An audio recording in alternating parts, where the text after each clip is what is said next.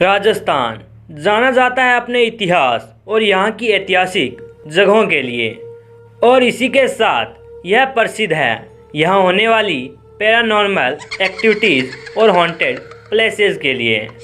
और उन्हीं जगहों में से एक है ब्रिजराज भवन प्लेस। यह लगभग 200 साल पुरानी अंग्रेज़ों के ज़माने की एक हवेली थी, जिसे अब होटल में बदला गया है। तो आखिर क्या है इस 200 साल पुरानी हवेली के भूता होने की पूरी कहानी।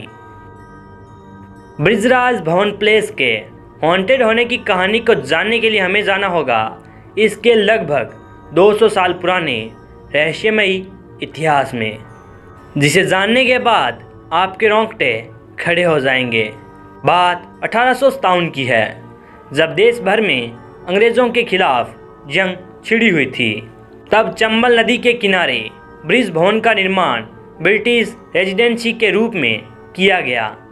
अंग्रेज़ों ने हिंदू मुसलमानों के बीच झगड़ा करवा दिया। वे मंदिरों के पास गोमांस और मस्जिदों के पास सूअर का मांस फेंक देते थे। इस वजह से दोनों धर्मों के बीच जंग छिड़ गई।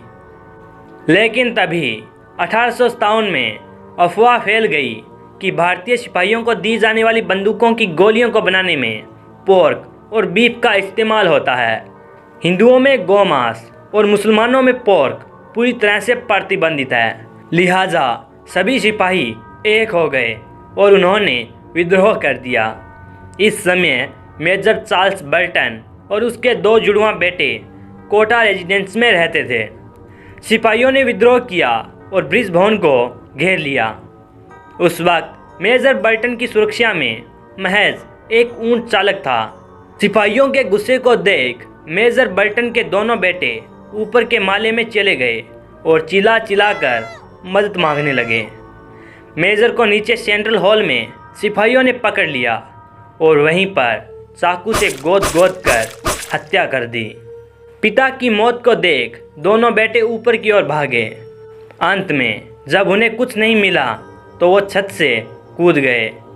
ऊंचाई से गिरने के बाद उन दोनों को भी मार डाला गया। यह मंजर बेहद खौफनाक था, क्योंकि बाप के किए की सज़ा बेटों को भुगतनी पड़ी थी।